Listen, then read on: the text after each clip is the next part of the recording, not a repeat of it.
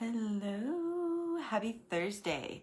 So we're on a couple days late than normal, not our normal Tuesday morning / afternoons, but we're here now. And so what I really wanted to expand on some more is self-awareness. So our theme this month is all about self-awareness. And last week you had the exercise to really just become more aware of maybe like these false pretenses that you were keeping up, these things that you weren't feeling aligned with anymore, just things that didn't feel right for you anymore, or things that you're just like, why am I trying to keep up this appearance of something? So if you did not check that out, please scroll back, go through that exercise. And this week, I really wanted to talk more about bringing self-awareness to your thoughts, because sometimes when we get into kind of the daily grind and we get really busy, these thoughts and our actions and our behaviors are all running on autopilot, right? They're all running in the background while we're running around doing all the things that we need to do in our lives. And we don't realize. So maybe here we are up front trying to make all these changes. Like, I'm trying to eat better. I'm, trying to be more positive. I'm trying to, find more gratitude and all of these things. And then you say, but Christy, like, it's just not, like, I can go with it for a little while, but it's just not helping overall, right? And this is where we really start to dig into the deeper psychology of the brain and how the brain works, how the brain forms these background programs, how the brain knows how to keep you safe and comfortable and away from things that are danger, which is anything new, anything different. So your brain convinces you that you don't need that, or that's dangerous for you, that's not keeping you safe. So, and then it pops up in all sorts of ways in your thoughts and your behaviors and your actions.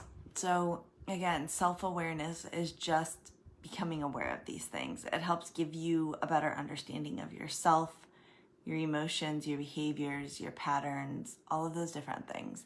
And like I said last week, that's where change can start, is just becoming self-aware of what needs to change, what's not working, and just how you work.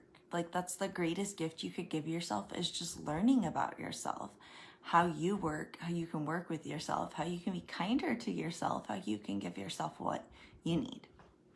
And so this week, we're really going to focus on keeping a thought diary. So this is really important because, we talked about this background programming. So I want you to keep track. Whoa. I think mysteriously falling over on the desk. Keeping aware of these thoughts that pop up for you. So maybe, let me think of a good example.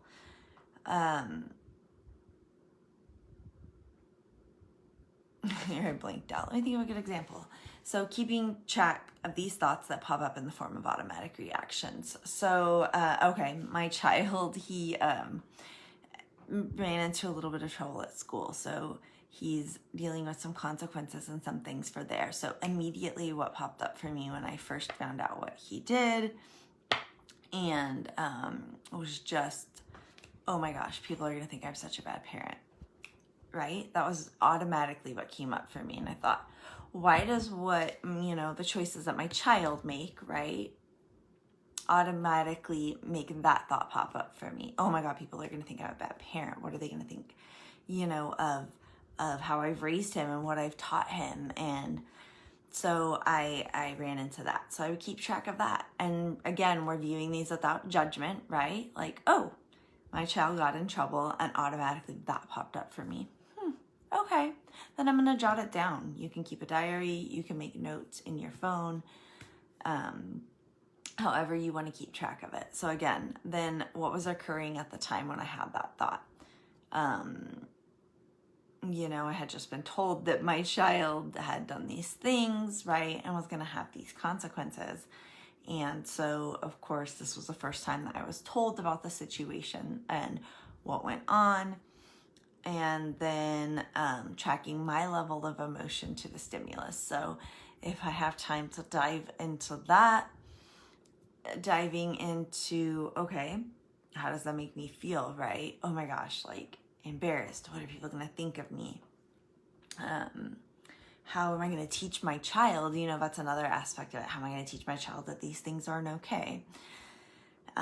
So all these thoughts going on, right? And then I want to really just kind of look at it like, okay, obviously I felt that way, that, oh my gosh, what are people going to think of my parenting? Because we do have these high societal expectations that we've placed on parents, that, you know, we think our children need to be perfect and well behaved, or it reflects on who we are. So you know, how can I explore more of that to realize that that's not necessarily true? They're their own individual people who are going to be making their own choices. And of course, my parenting and my influence does play into that some, but it's not all of it. And so where can I begin to let go of that notion of, oh my God, what are people going to think of me? So I can actually help my child, right? Because it's about my child. It's not about me. So you're really going to use this as a fact-finding mission. So if you find you're just bringing way too much emotion, maybe another example would be, what's another thought that may have popped up for me this week? A lot of thoughts that pop up around my parenting. That seems to be where most of my self-awareness still needs to be developed, but maybe... so maybe you've launched something, or you're having a get together and, you know, you invite people over, you've launched this new product, or you needed somebody's help with something, and then like nobody shows up. And instead of really exploring what that could mean, you thought, oh, nobody likes me. Like this always happens to me. Nobody wants to support me. These different things. So, okay. We have those thoughts coming up. Keep track of it. What was occurring at the time? What triggered you to make you start thinking those things, to feel that way? Nobody showed up to the party. I needed help with something, and the people that I asked that I thought would be there for me, they're not able to help me.